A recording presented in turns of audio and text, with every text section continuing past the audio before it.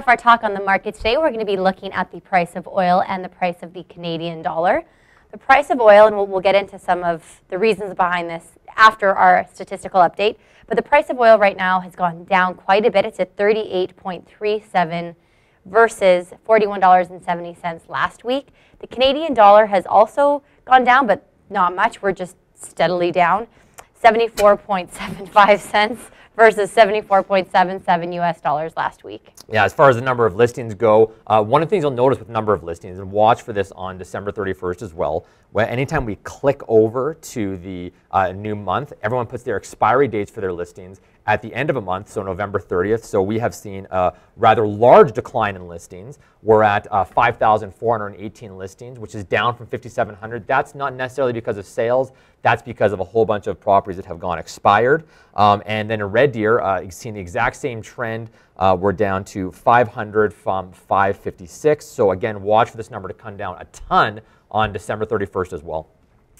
Our overall month of absorption, our overall months of inventory for our absorption rate is steadily creeping up week after week. In total, we are in a buyer's market at 4.29, but our single family homes is still doing really good and sitting in a balanced market at 3.66. Condos is definitely in a buyer's market at 5.78. And having a look at our surrounding areas, Okotoks, 3.91 months of inventory, which is great actually. Okotoks has been coming down. Airdrie, always pretty strong, 3.62 months of inventory.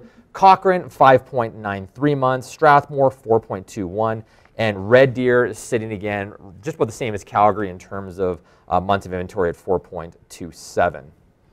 Our benchmark price is down. We're currently at $450,700 versus $453,100. So we're down 0.53%. Yeah, and annually that is down 2%.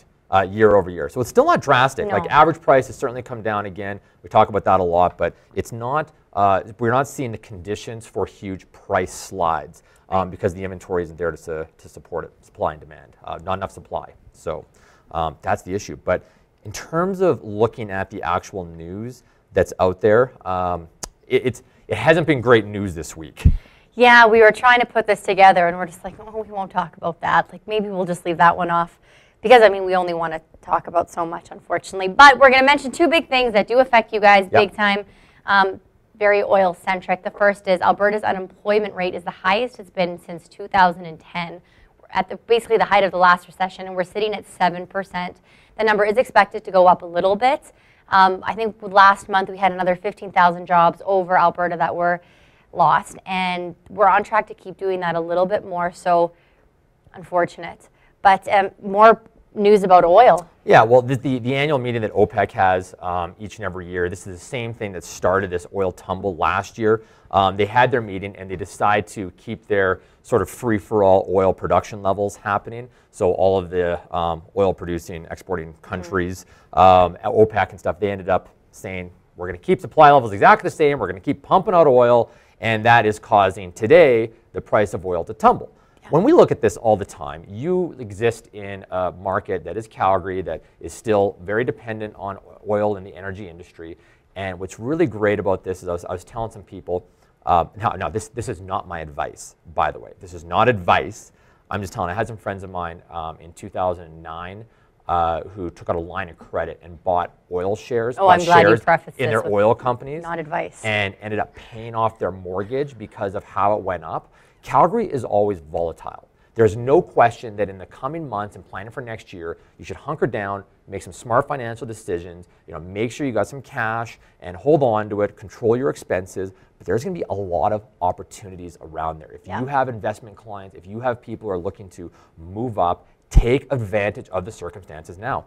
I am personally salivating at the opportunities that can potentially be out there to position for this, because I know it's not going to last forever. When you look at Saudi Arabia, they're running out of money. They can hold on to this for 3-4 more years if they wanted, but their budgets all need to be rebalanced. They have an economy that's reliant on higher oil, so it's just not going to happen forever. They're definitely playing a political play here. which we'll see, and we don't know how long it's going to last. So have some smart business fundamentals. Don't go crazy with your spending, but look at the marketplaces where or look at the price ranges that have lots of activity, specialize in those, and encourage your clients to take advantage of the opportunities that are out there. People are still buying or selling houses.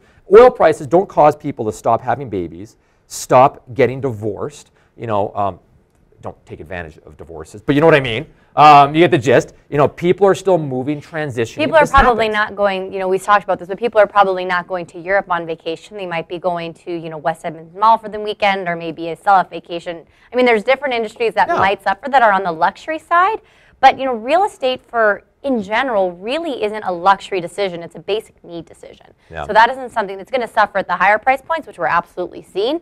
But then again, what an amazing opportunity for people who can afford a 570 to 600 home, but they're going to be able to get into that 750, 800 home probably 3 or 4 years before they thought they would. So yeah, hunker down, control your expenses, and focus on looking for opportunities, because I promise you they're out there. Hi everybody, I'm Kirsten Favren. And I'm Lindsay Smith. Thank you so much for tuning into our CIR Live segment today. If you guys like this video and you want more videos like it, please visit our YouTube channel and subscribe and share with your friends. Hope to see you there.